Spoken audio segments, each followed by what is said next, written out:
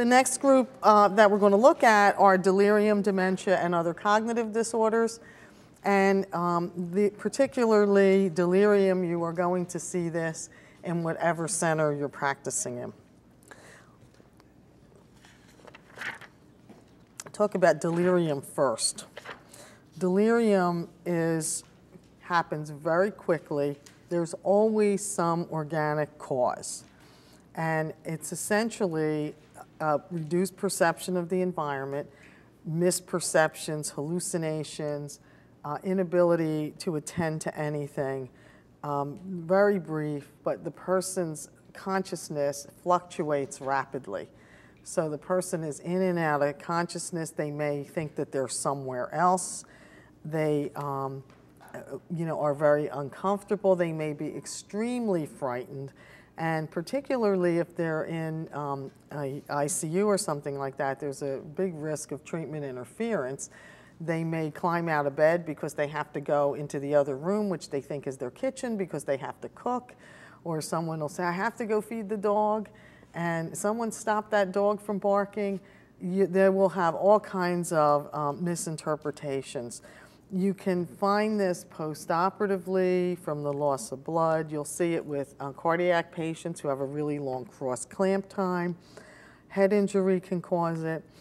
Any kind of poison. It could be drugs, certain types of other substances, poisons, fever, bacterial disease, injury. There's, many, many causes of delirium. The most important thing is to recognize that it's delirium and not mistake it for some other type of psychosis or a psychotic episode. And the major difference is the confusion, the acute confusion. People who are psychotic are usually not confused.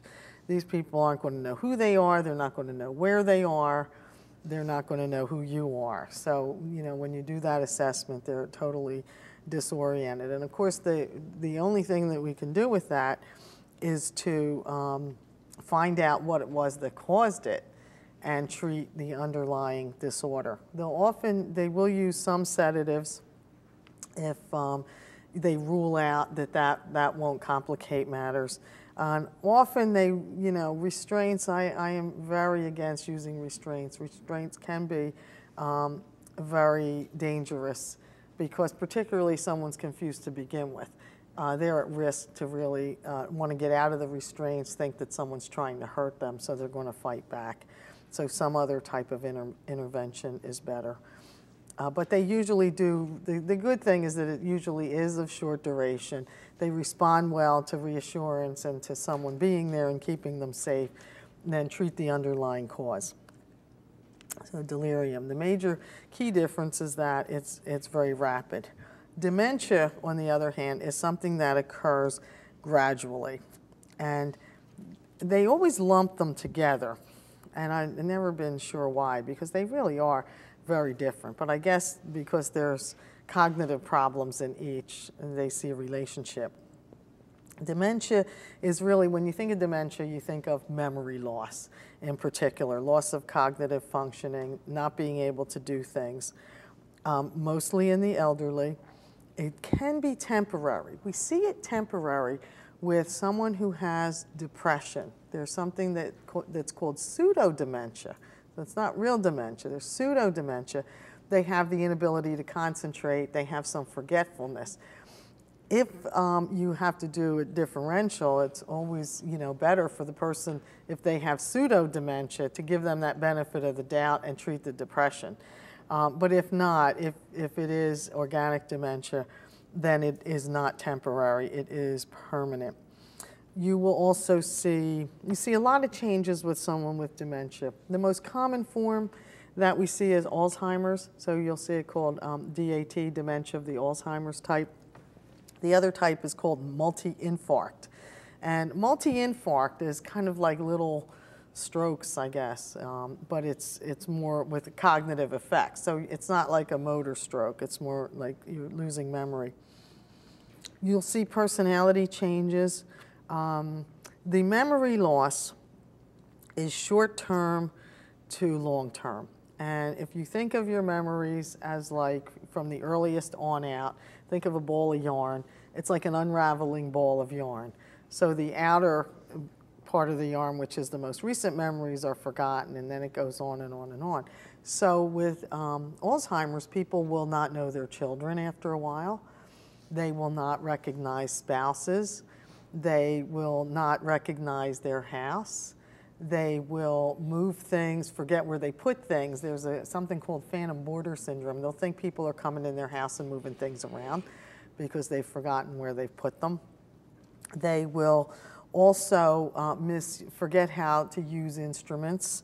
So they may, you know, turn on the stove for some other reason than what it's intended. So there's a point at which it can become dangerous.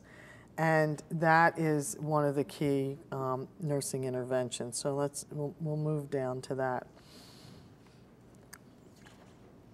I think I talked about Alzheimer's, Pick's disease, and Huntington's chorea. There are some other pathologies. Crutchfield-Jacob, that's mad cow. There's still a lot of concern about that. Mad cow, one of the big problems is that it causes a dementia. And of course, it's very frightening.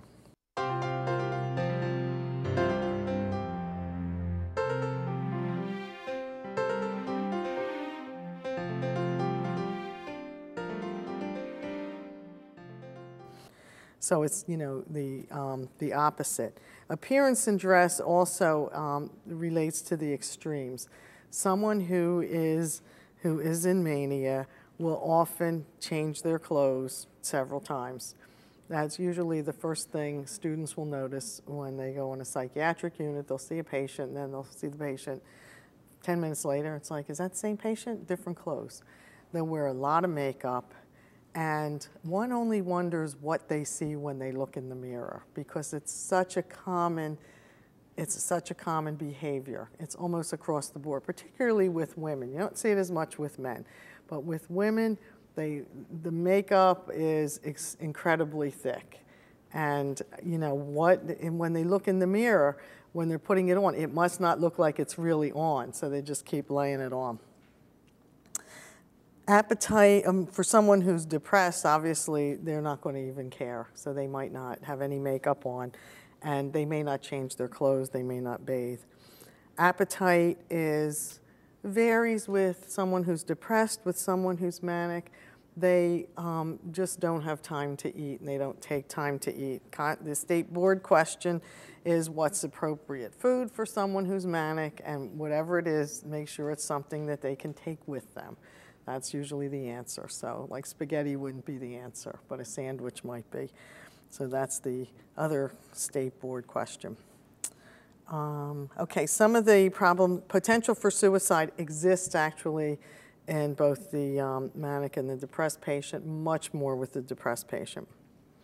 Your nursing diagnoses, you do have the physiological problems, constipation, and nutrition, self-care, balance, and then sleep.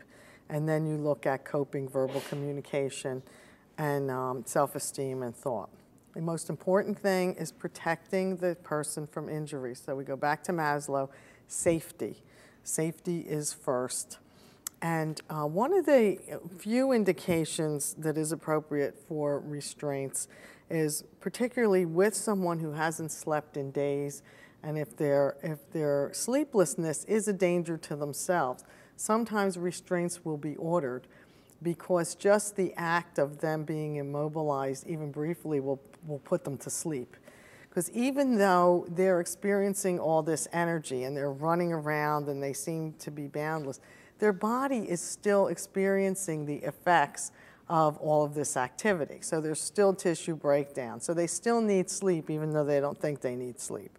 So that is extremely important. Okay, again, you want to move up the scale, keep them safe, hydrate them, feed them, and then move into trust, reality testing, and get them involved in activities. Basic interventions, suicide potential, give them small meals. And that would actually be for both, because someone who's depressed who isn't really hungry is going to get overwhelmed by a giant plate of food. Okay, let's look at some of the specific disorders. Bipolar usually begins before age 30, and that's where you're going to see the hyperactivity. They're going to be, they may be angry and they may be very happy and joking, and there's the term the happy manic and the angry manic. So that mania can manifest either as, you know, joy or happiness or anger. So we talked about flight of ideas and some of the nutritional deficits. Now, what are we going to do other than the safety, the hydration, and the nursing measures? Medication management is extremely important, and probably the first big breakthrough came with lithium. Okay, how many of you have seen lithium given on your units? Anybody? Not yet? Okay, a couple of you are saying yes. Lithium is a salt. Okay, it's also a poison. So it's a very serious, it has to be monitored very closely. It has a very narrow therapeutic window. And what that means is that the blood level has to be within a certain range in order for it to be effective and in order to prevent toxicity. So if it goes above that therapeutic range, you start to see some serious side effects. So initially, you want a blood level to be a little bit higher when you first start them out, which would be about 1.15 milliequivalents per liter. But maintenance is really about 0.4 to 1.0 or 1.2, and you may be asked a question about that.